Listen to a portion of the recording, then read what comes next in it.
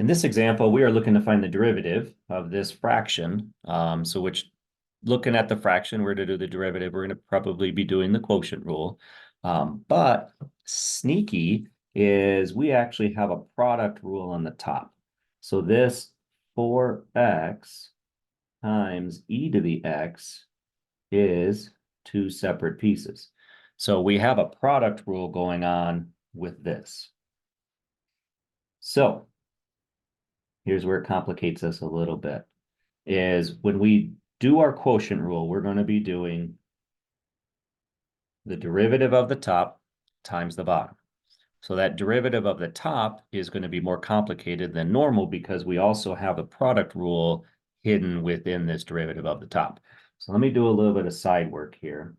And if we have 4x e to the x, okay, and we want to do the derivative of just that, the derivative with respect to x.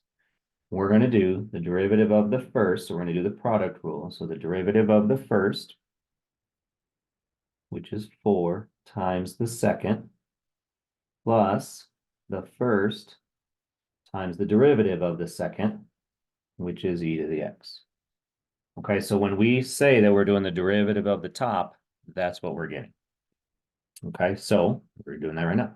So the derivative of the top is this product rule, 4 e to the x plus 4x e to the x. So the derivative of the top times the bottom, x squared plus 1, minus the top, 4x e to the x, times the derivative of the bottom. And the derivative of the bottom is 2x. All right. And then all of that is divided by the bottom squared because it's the quotient rule. All right, so that's the calc. The rest of it is algebra. And the algebra is going to be kind of a mess. We have some distribution that we got to go on. We have some here. We have some like terms that we may have to combine. We'll just kind of see where this all plays out. So we need to distribute this to those two values, and we'll distribute this one to those two values, and then see what we can combine or cancel, or who knows.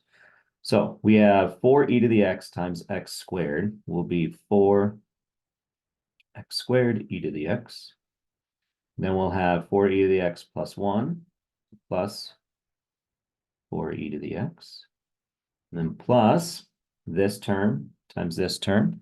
So that's going to make this 4x to the third e to the x. And then 4x e to the x times 1, 4x e to the x.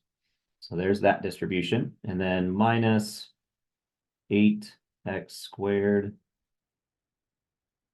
e to the x. All over x squared plus 1.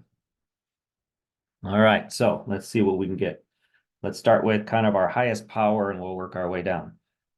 So we have a 4x to the third e to the x, 4x to the third e to the x.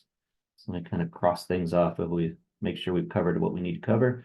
And then we have an x squared. We have these two. So that's going to make it a minus 4x, 4x squared e to the x. So 4x squared e to the x. So those are taken care of. And then we have plus a 4x e to the x plus 4e to the x. All over x squared plus 1. Oop, I forgot my square on all these. Because our product rule is over the denominator squared. Don't lose that. All right.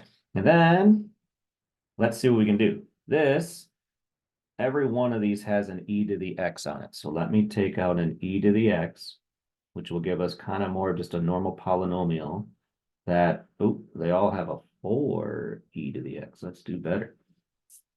So they all have a 4 e to the x that we can take out of every single piece.